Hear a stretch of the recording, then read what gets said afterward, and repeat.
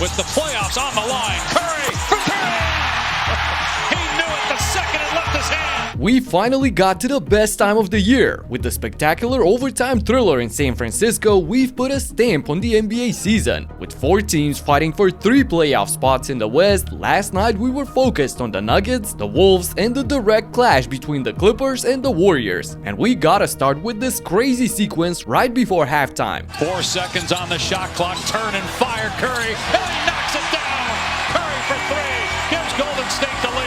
They try to blitz Powell, gets the shot away, and Powell beats the buzzer with a triple! Norman Powell beats the buzzer from way downtown to return the Curry 3 and give his team a 2-point lead heading into the locker rooms. And in the second half, it was the veterans, Steph and Jimmy on one end against Harden and Kawhi on the other. It was awesome watching these guys going head to head in a winner-takes-it-all death match.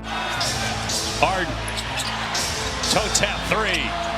James Harden with his 3rd three-pointer, and the Clippers back in front. Curry working on Harden, drives middle of the lane, and gets the finger roll for his first basket of the 3rd quarter.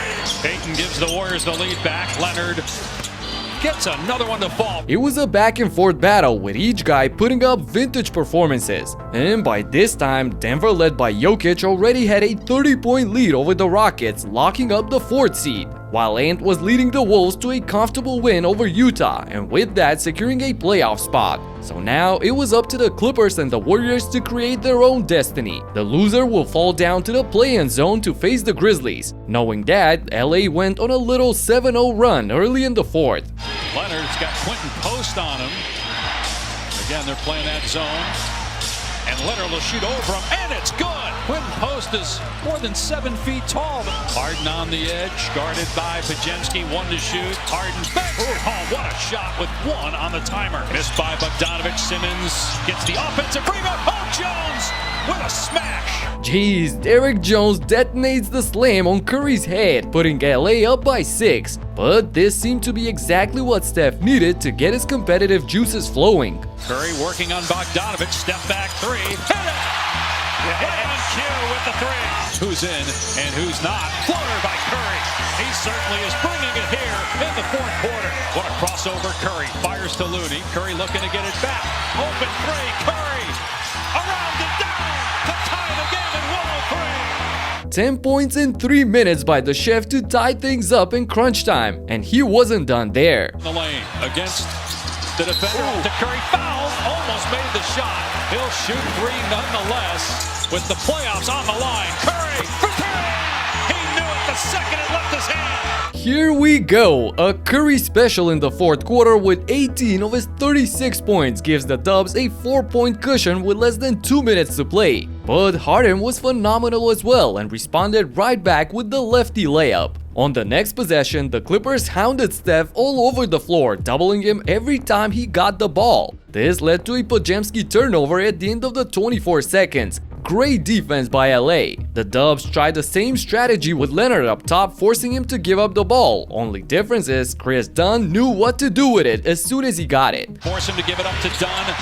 Lob. Zubac with the throwdown to tie the game. Excellent execution by Dunn and Zubac, and we're all tied with 40 seconds to go. And what hurt the Warriors most on their next trip down the court, in my opinion, is that they relied solely on Steph to make things happen. Curry going to work, timer at 5, he's single covered, drives in the paint, Curry kicks it out, one hands by Leonard to get the deflection and the steal. Great anticipation by Kawhi to intercept the pass, and now he has the chance to go for the win at the end. Green defending Leonard, one-on-one, 4 seconds.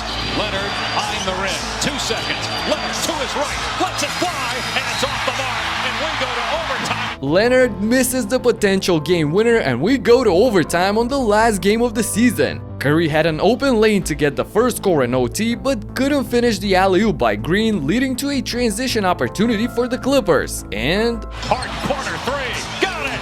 when you miss an easy deuce, the punishment waits around the corner. Next, we have another defensive highlight by LA. 114-111 LA. Curry has it knocked away by Dunn. A Golden State turnover. Visibly fatigued, Steph got stripped by Dunn like an 8th grader. The beard on the other side was cooking. Butler's got Harden, so you got the smaller defender on Zubac, but Draymond Green now comes to help. 3 from Harden, good again! 2 threes in a row for Harden and a 6-point lead. And Curry almost lost the ball again, but luckily for him, good defense. Kawhi all over Curry. Double. Curry gives it up. Almost the turnover. Payton penetrating to the corner. Green left alone. And Green with another big hit. Draymond nails his 4-3 from the corner to keep Golden State alive. And after a couple of made free throws by Harden and a quiet period thus far, Steph digs deep into his energy levels and pulls out another haymaker. Here's Butler.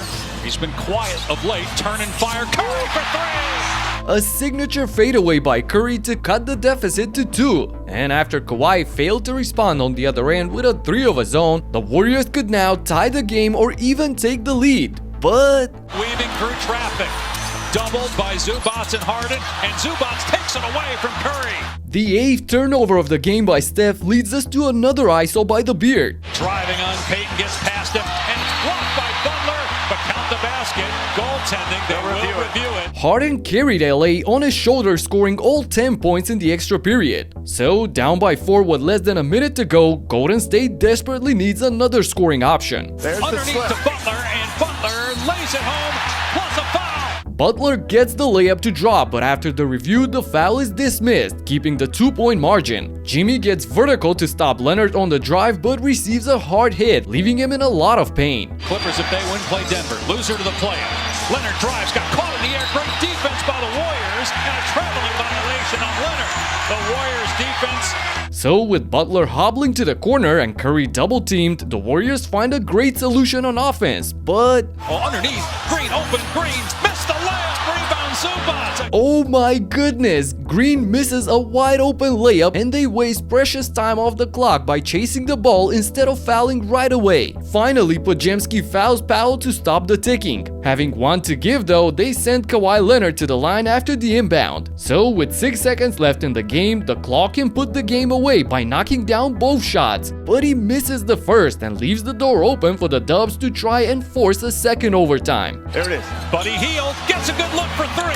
No good. Rebound Harden. Man, Buddy broke the backboard on the last attempt. With the entire defense focused on Steph, he got a good look, but his shot was way off target. James sealed the win on the foul line, rounding up a monster night of 39 points, 7 rebounds and 10 assists on 57% efficiency. What an amazing game for Harden in the season finale. He will now lead the Clippers against Jokic and the Nuggets in the first round. LA's top 3 defense will play a crucial role in the series against Nikola and Jamal, who are leading Denver's top 4 offense. They split the season series at 2 apiece, but Kawhi Leonard wasn't playing in any of those games. With him back on the court and looking fresher than ever, I expect a grueling 6 or 7 games. On the other hand, the Warriors will have to face Memphis in the play-in tournament, and that will be a tough task on its own considering the history between these two teams. If Butler can shake off the late injury from last night and perform at a high level, I give Golden State the edge to surpass the Grizzlies at home and book a date with the Rockets as the 7th seed. Minnesota punched their ticket to LA and will meet a familiar foe who's leading the revived Lakers. Luka knocked off the Wolves pretty bad in the conference finals, and alongside LeBron and Reeves will represent a complex riddle for Minnie's defense. With Randall tending to disappear in the postseason as his career numbers tell, the Wolves are a weaker team than last season, and for them to have any chance in this one, Ant will have to go God mode. I can see the Kings moving past Dallas in the first play-in, but that's where they'll probably stop as both Memphis and Golden State are far better teams. And whoever swims out past this, a world full of trouble awaits, as the best team in the league, the OKC Thunder, are heavy favorites in the first round. Flying east, I think that my Knicks against the Pistons will be one of the most intriguing series of them all. Detroit actually won the season battles 3-1, and their physical intensity is what scares me the most. If Josh Hart and OG Anunoby can somehow counter that, New York's experience and deeper roster offensively should come out on the surface. Indiana vs Milwaukee will be a rematch of last year's first round, and the Pacers are still the team to beat.